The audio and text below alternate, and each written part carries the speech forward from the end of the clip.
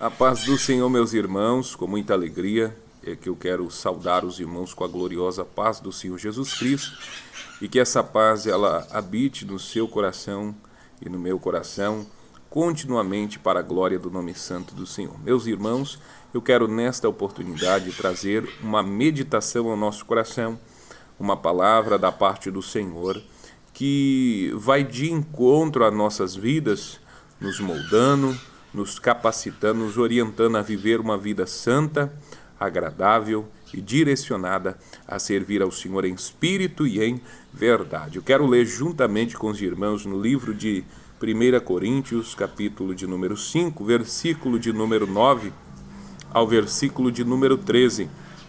Uma palavra exortativa da parte do Senhor, ao qual Paulo traz este direcionamento à igreja do Senhor, esta igreja que estava passando por situações em que ela mesma tinha a responsabilidade de organizar para que o Senhor pudesse ser exaltado em seu meio.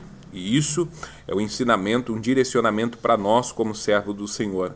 Nós precisamos nos posicionar. Há uma necessidade da igreja do Senhor, esta igreja que é eleita, que é separada, esta igreja que é preservada e reservada por Deus para que seja pura, imaculada, santa e irrepreensível. E Paulo traz esse direcionamento a esta igreja que passava por determinadas situações que não ficou limitada somente à igreja de Corinto, mas também essa situação pode ser deparada nos dias em que vivemos. Por isso que esta palavra ela é viva e serve para os nossos dias odiernos, dias em que vivemos, para nós observarmos e tomarmos esse ensinamento aqui como direcionamento também para a igreja atual, para que o nome do Senhor seja exaltado e nós possamos viver em conformidade com aquilo que Deus deseja e necessita do seu povo. O livro de 1 Coríntios, capítulo de número 5, versículos de número 9 a 13, que diz assim, meus irmãos: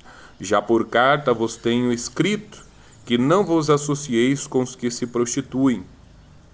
Isso não quer dizer absolutamente com os devassos deste mundo, ou com os avarentos, ou com os roubadores, ou com os idólatras, porque então vos seria necessário sair do mundo.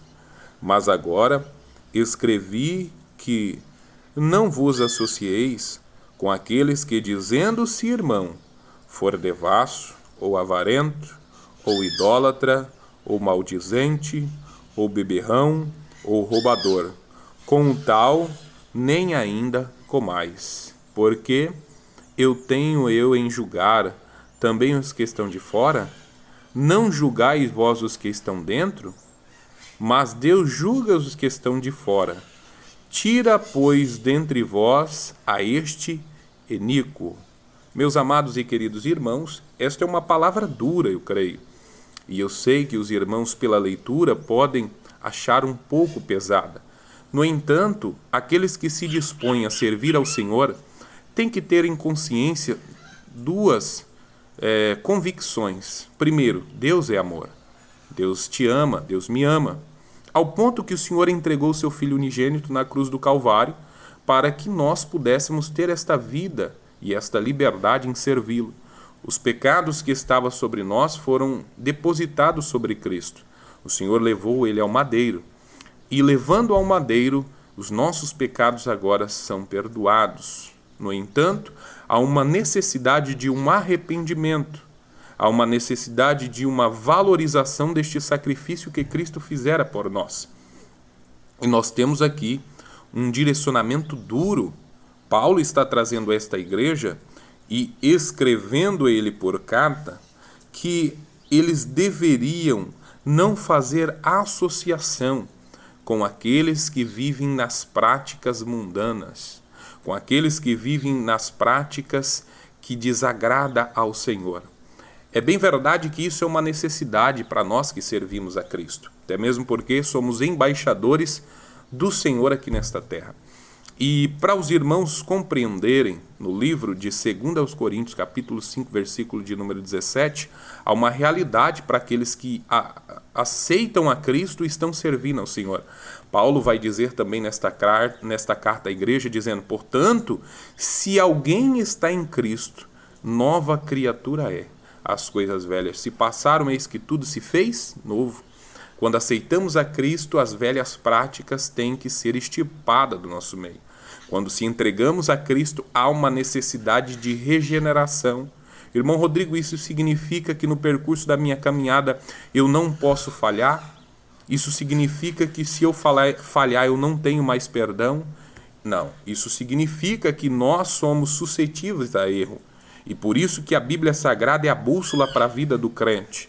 O crente deve ter um desejo e um anseio em ser parecido com seu mestre. E tendo esse desejo, este anseio, ele busca ser separado, ele busca ser aperfeiçoado e estar próximo àquilo que o Senhor exige que nós estejamos. Há uma necessidade de uma santificação, um processo que ocorre na minha vida, na sua vida, de todos os cristãos, de ser um dia melhor do que o outro, até o ponto de chegarmos à perfeição e buscarmos sermos perfeitos para que o nome do Senhor seja glorificado.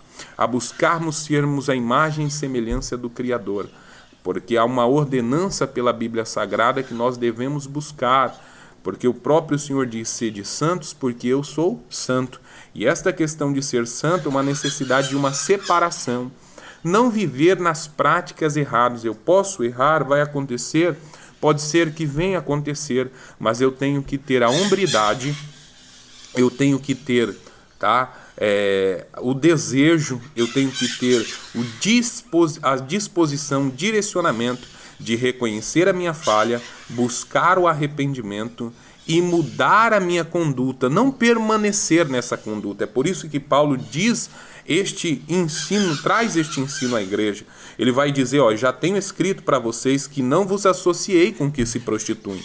Agora Paulo vai discorrer: isso não quer dizer com os que se prostituem, com os idólatras, com os roubadores, ou que vivem nessas práticas, mas que estão no mundo. Não é esse.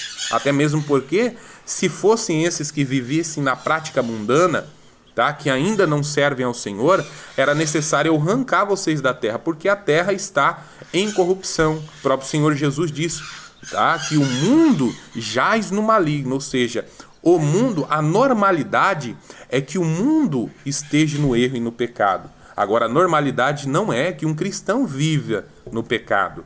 A normalidade não é que um cristão viva nessas práticas. É por isso que Paulo está dizendo aqui: agora eu quero que vocês prestem atenção.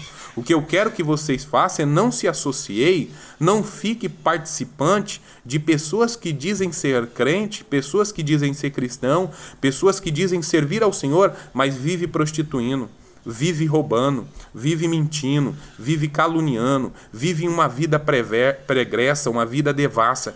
Esses que se dizem cristãos, esses que se dizem servir ao Senhor, se afaste dele. E os irmãos, vejam bem que a situação é tão pesada, a situação é tão forte, que Paulo vai dizer: com esses tal, nem ainda com mais. Ou seja, não seja participante de comunhão com alguém que não tem comunhão com o Senhor. E isso não quer dizer com os pecadores, porque os pecadores vivem no mundo da ignorância, no tempo da ignorância. Mas aqueles que já conheceram a verdade, que já foram, já se achegaram à igreja de Cristo, já estão feitos participantes, mas vivem uma vida pregressa de consciência do pecado, pecando de forma contundente e prevaricando contra o Senhor de maneira contínua, sem uma mudança, sem um desejo de transformação. Paulo diz: para esses nem comais. Agora Paulo vai fazer o seguinte, meus irmãos, ele vai fazer duas perguntas. Por que eu tenho que julgar também os que estão de fora? Por que eu tenho que julgar os que estão de fora? Paulo está dizendo isso porque, às vezes, nós como servos do Senhor queremos julgar o povo lá fora. Como que estão andando os que não são cristãos, como estão praticando as práticas aqueles que não são cristãos, e nós como cristãos devemos condenar, mas entender que eles vivem numa prática mundana. E a prática mundana é isso, é depravação, é prostituição, é prevaricação. Agora, Paulo vai fazer outra pergunta. Não julgais vós os que estão dentro? Ou seja, Paulo está dizendo, é uma responsabilidade de vocês. E aí, nós nos deparamos com algumas situações que eu quero trazer brevemente ao coração dos irmãos.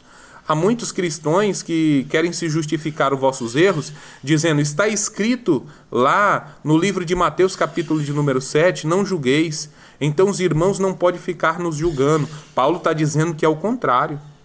Nós que estamos dentro temos que julgar sim. O verso de número 13, Paulo vai dizer o seguinte, mas Deus julga os que estão de fora. Deus julga os que estão de fora. Tá? Às vezes temos muitos cristãos batendo boca e querendo condenar o mundo lá fora, mas o mundo lá fora não conhece a luz de Cristo.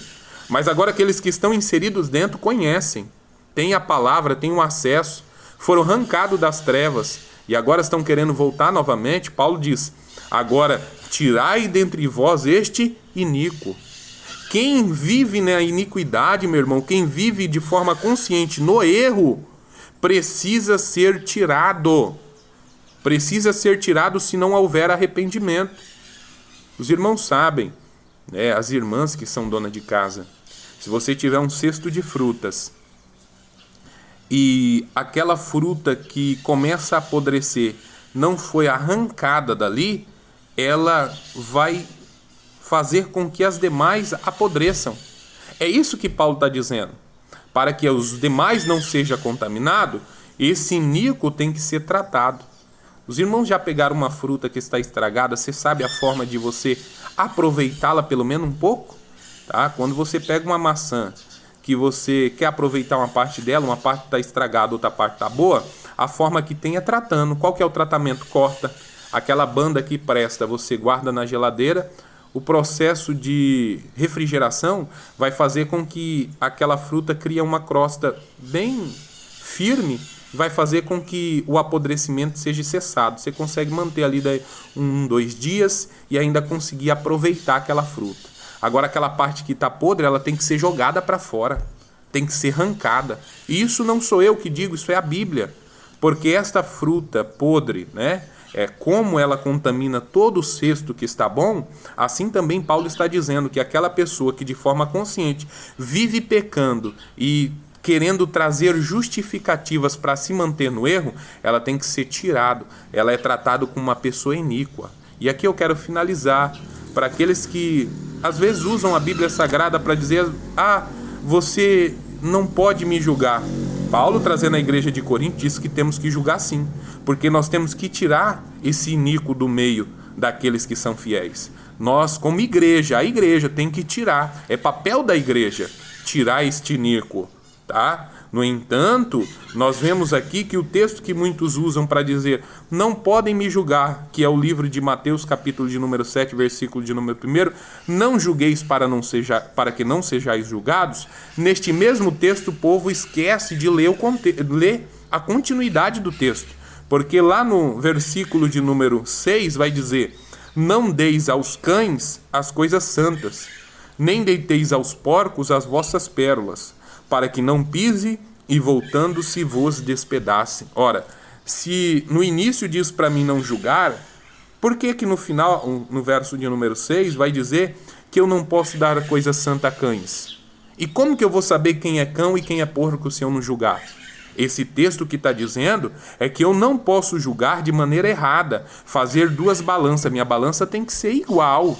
O que o texto está dizendo é que eu devo julgar sim, mas julgar segundo a reta justiça de Deus. Eu não posso julgar uma pessoa por uma prática e cometer a mesma prática, porque daí eu estou sendo hipócrita, porque daí eu estou fazendo algo errado e julgando as pessoas que estão praticando as mesmas práticas daquilo que eu estou fazendo. Então, meu irmão, o que nós temos que compreender é que nós servimos um Deus santo, que exige de nós santidade, que exige de nós uma dedicação, que exige de nós um comprometimento e, principalmente, nos dias em que nós estamos vivendo, ele exige de nós um posicionamento, tá? Ou nós estamos inseridos em servir ao Senhor, ou tenha certeza, se nós pecarmos de forma consciente, se nós não quisermos mudança, se nós não quisermos ser fiel, o Senhor permite por sua palavra sermos arrancados do meio do seu povo para não contaminar aquele que o Senhor separou, escolheu e reservou para o arrebatamento da igreja. Que Deus em Cristo te abençoe, que Deus em Cristo nos fortaleça. Lembre-se, você é precioso, o Senhor te ama, Deus é amor, mas é justiça também. Que nós venhamos estar firmes, lembrando sempre, juntos somos mais fortes e a vitória é nossa, em nome de Jesus. Deus abençoe a todos, em nome de Jesus.